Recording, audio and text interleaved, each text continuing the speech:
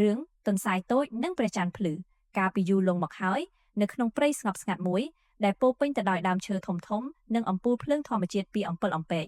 មានទន្សាយតូចពណ៌សំណាក់ឈ្មោះម៉ូម៉ូរស់នៅទីនោះរៀងរាល់យប់នៅពេលសត្វទាំងអស់ដេកលក់អស់ម៉ូម៉ូនៅតែអង្គុយមើលទៅលើមេឃគាត់ស្រឡាញ់ព្រះច័ន្ទខ្លាំងណាស់ថ្ងៃមួយកំប្រុកតូចឈ្មោះបេឡាបានសួរគាត់ថាម៉ូម៉ូអ្នកមើលព្រះច័ន្ទរាល់យប់ធ្វើអ្វីម៉ូម៉ូញឹមតិចតិចហើយនិយាយថាព្រះច័ន្ទកំពុងនិទានរឿងមុនគេឲ្យយើងស្ដាប់បេឡាឆ្ងល់ខ្លាំងតែខ្ញុំមិនឮសំឡេងអ្វីសោះម៉ូម៉ូបោវិញថាបើស្ដាប់ដោយបេះដូងអ្នកនឹងឮវាសត្វជាច្រើនសើចចិត្តតិចតិចព្រោះពួកគេមិនយល់ពីពាក្យរបស់ម៉ូម៉ូទេ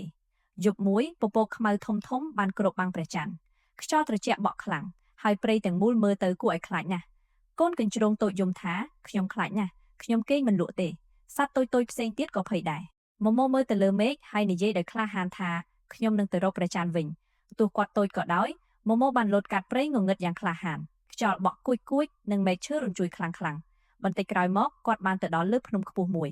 នៅទីនោះមានសត្វទីទុយចាស់មួយកំពុងអង្គុយស្ងៀមម៉ូម៉ូសួរយ៉ាងគោរពលោកទីទុយហេតុអ្វីព្រះច័ន្ទលាក់ខ្លួនយប់នេះទីទុយបើកភ្នែកធំធំរបស់គាត់ហើយនិយាយយឺតៗថាព្រះច័ន្ទកំពុងសោកសៅព្រោះគ្មាននរណាអរគុណនាងទៀតឡើយម៉ូម៉ូមានអារម្មណ៍សោកស្ដាយណាស់ព្រះច័ន្ទតែងតែបំភ្លឺព្រៃរៀងរាល់យប់ប៉ុន្តែគ្រប់គ្នាបានភ្លេចនាងតើខ្ញុំអាចធ្វើអ្វីបាន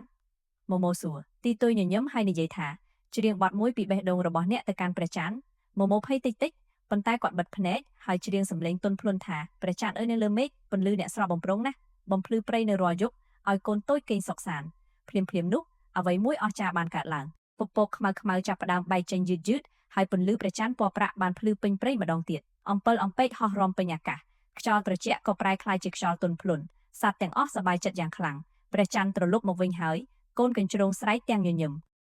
ពេលម៉ូម៉ូលុបមកវិញសត្វទាំងអស់បានអរគុណគាត់បេឡានិយាយថាម៉ូម៉ូអ្នកបានជួយសង្គ្រោះរាត្រីនេះម៉ូម៉ូញឹមហើយតបថាមិនមែនខ្ញុំទេគឺព្រះច័ន្ទដែលតែងតែថែរក្សាយើងគ្រាន់តែត្រូវចងចាំអរគុណនាងប៉ុណ្ណោះចាប់ពីយប់នោះមកមុនចូលគេងសត្វតូចទាំងអស់តែងមើលទៅលើមេឃហើយខ្សឹបថាអរគុណព្រះច័ន្ទហើយក្រោមពន្លឺព្រះច័ន្ទដ៏ទន់ភ្លន់ពួកគេទាំងអស់បានគេងលក់យ៉ាងសុខសាន្ត